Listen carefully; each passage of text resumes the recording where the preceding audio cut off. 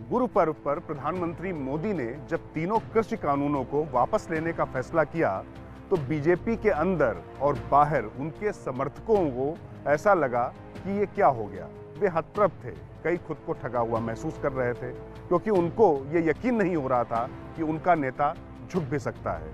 लेकिन यही राज की बात है कि अगर बात चुनावी हित की हो और उसके साथ साथ राष्ट्रीय सुरक्षा पर भी कुछ खतरे मंडरा रहे हों तो लोकतंत्र में वक्त का तकाजा होता है, सरकारों को कदम वापस खींचने ही होते हैं।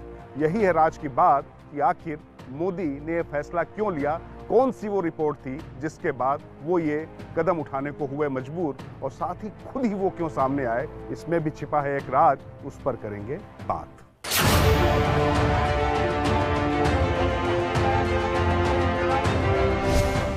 राज की बात यह है कि करीब सितंबर में ही सरकार को यह समझ में आने लगा था कि धरने पर बैठे किसानों को अब समझा पाना मुश्किल है, उनको उठा पाना असंभव हो चुका है। उसी समय पंजाब की कांग्रेस सरकार में तेजी से घटनाक्रम का पहिया घूम रहा था। ऐसी स्थिति में तय नहीं था कि पंजाब की कमान किसके हाथ में जाएगी। इन सब घटनाक्रमों के बीच भी तमाम किसान संगठनों से बातचीत कर सुलह का रास्ता निकालने में सरकार लगी थी। इसी बीच अमरिंदर ने कांग्रेस छोड़ी और उनकी लगातार बीजेपी के शीर्ष नेता और गृह मंत्री अमित शाह से मुलाकात हुई। इस मुलाकात में राजनीतिक चर्चा तो हुई, लेकिन किसानों को मनाने का रास्ता निकालने पर शाह का ज्यादा जोर था, क्योंकि यह छिपा नहीं था कि किसान आंदोलन को शुरू में बल पंजाब के सीएम रहते कैप्टन अमरिंदर ने दिया था और वह इस व्यूह रचना में प्रमुख किरदार थे।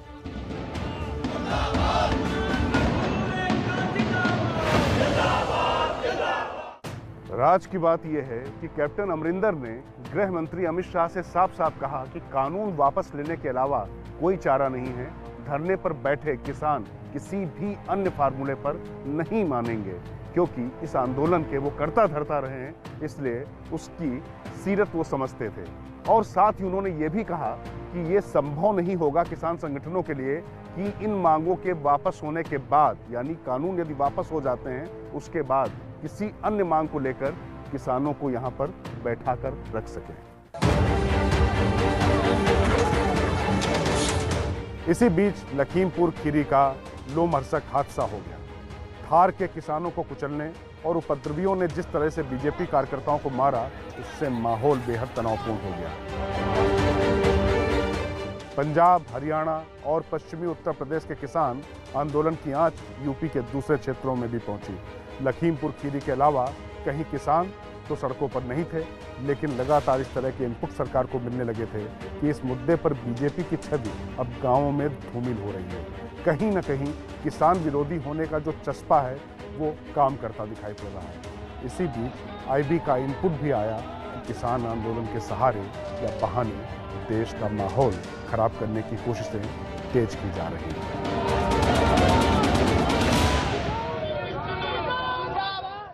राज की बात यह है कि इधर किसान आंदोलन में खालिस्तान पोषित जो उनके गुमराह करने वाले तत्व थे वो लगातार घुसते जा रहे थे, क्योंकि ज़्यादातर किसान जो पंजाब में सुदूरवर्ती क्षेत्रों से आए थे उनके दिमाग में तो ये भरा हुआ था कि ये कानून उनके खिलाफ हैं, लेकिन इन्हीं भावनाओं को लेकर वो किसी दूसरी दिशा में ले जाने की कोशिश हो रही थी। इधर प्रधानमंत्री नरेंद्र मोदी का मानना था कि अगर सुधार अभी नहीं हुए, अगर ये फैसला पलटा तो शायद किसानों की सुख सुविधा और देश की तरक्की में ये बड़ा बाधक बन जाएगा और आगे ये सुधार करना मुश्किल होगा।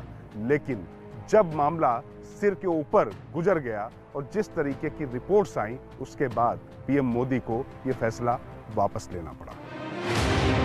राज की बात यह है कि जब अमित शाह ने उत्तर प्रदेश के दौरे शुरू किए, साथ ही तमाम नेताओं और अपने स्रोतों से बात की, तो माना गया कि यूपी में भी इस आंदोलन को भावनात्मक समर्थन देने वाली एक खासी तादाद है। खास बात यह है कि उसमें खुद बीजेपी और संघ परिवार से जुड़े लोग भी हैं। मणिपुर के राज्यपाल सत्यपाल मलिक के ताबड़तोड़ बयान इसकी बानगी थे।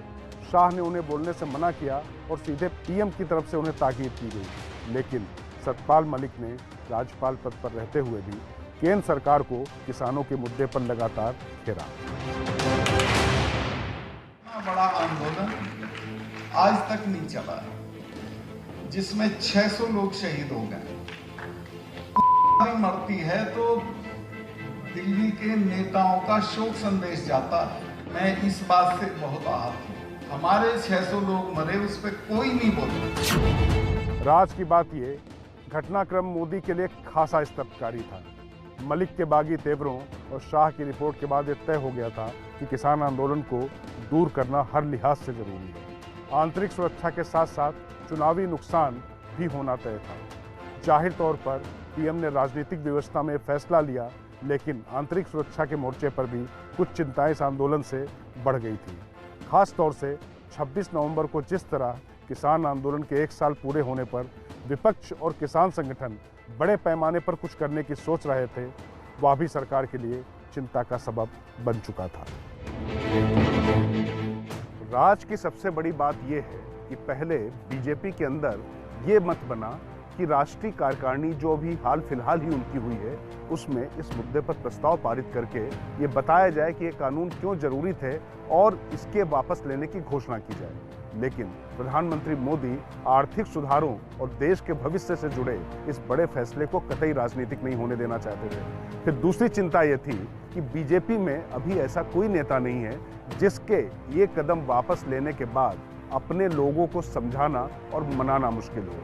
पीएम मोदी का कद ऐसा है, लोकप्रियता ऐसी है कि निश्चित तौर पर लोग आहत तो होंगे, लेकिन जब वो ये बताएंगे कि विवशता में कदम उठाया जा रहा है जबकि ये देश हित में था, तो शायद उनके भावों को लोग समझ पाएंगे।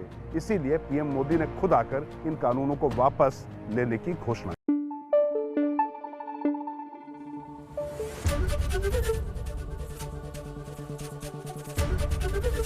एबीपी न्यूज आपको रखे आगे।